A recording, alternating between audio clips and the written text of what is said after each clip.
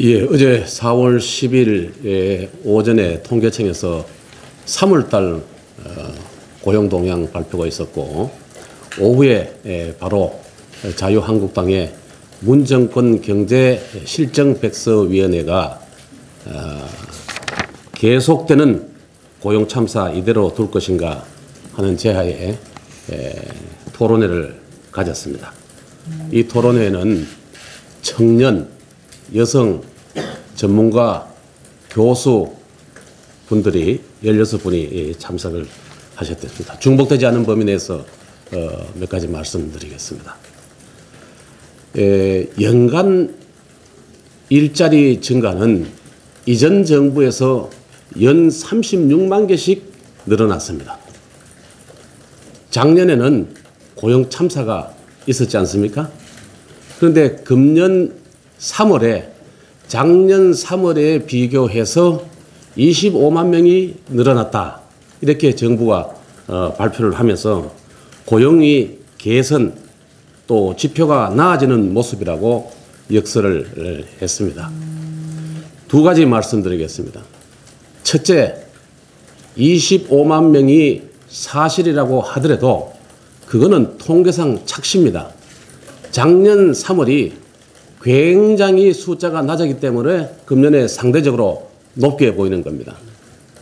두 번째는 25만 명이라 하는데 내용을 뜯어놓고 보면은 노인 인구로 분류되고 있는 65세 이상, 이분들이 정부에 돈 받고 청소하고 쓰레기 줍고 학교 학생들 동행시키고 하는 이런 데 일을 하시고 3, 40만 원 정도 받으시는 분들이 22만 명이 늘어났습니다. 그리고 대부분이 농사 일에서 집농사, 자기 집 농사 도와주면서 돈은 하나도 받지 않는 분들이 대부분인 농업 부분에서 8만 명이 늘어났습니다. 이 두 가지가 30만입니다. 그러면 실제로 25만 명 늘어난 게 아니고 5만 명이 줄어들었다. 이렇게 언론에서 경제를 아시는 분들은 다 분석하고 있습니다. 65세 이상 노후를 보내셔야 할 어르신들이 소일을 하시고 30, 40대 연봉으로 월급으로 집안 살림을 꾸려야 될 가장은 실직으로 고통받고 있는 한국 경제의 어두운 모습이다. 이렇게 평가를 하겠습니다. 어제 참석하신 분들 말씀하신 거 중복되지 않게 몇 가지 말씀드리겠습니다. 주 36시간 이상 월 160만 원 정도 받는 분들의 일자리를 일로 보면은 전체적으로 보면 이렇게 환산을 해보니까 3만 5천 개 줄어들었더라.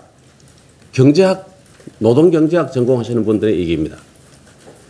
성장과 기업 활력이라는 나무는 심지 않고 일자리 열매만 따려는 것이다.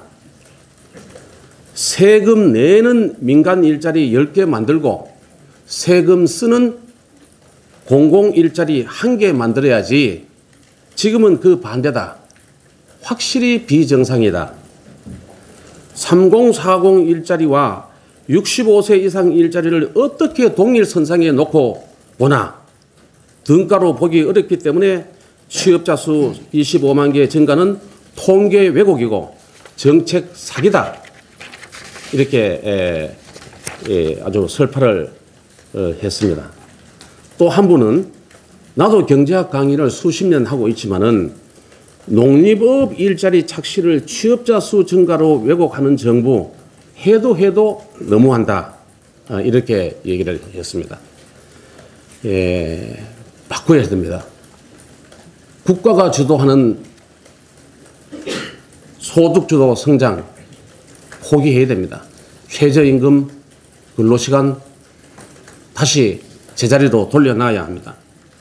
만약에 정부가 발표한 대로 일자리가 개선되는 추세에 있다라고 하면은 이번 정부에서 추진하고는 추경은 원포인트 재추경, 그러니까 미세먼지, 지진, 산불 이외에는 국회에 제출하지 말아야 합니다. 이 기회에 다시 또 일자리 통계를 왜곡시키는 그것도 국채 발행을 해서 빚내서 하는 추경 정부에 가지고 이 정부가 국회에 가지고 온다고 하면은 오히려 이것 때문에 재추경 예산이 심의가 결의가 늦어질 가능성이 있습니다. 절대로 통계 왜곡이 되는 쪼개기 일자리 위한 빚내서 추경 짜는 예산 국회에 제출하지 않기를 거듭 촉구합니다.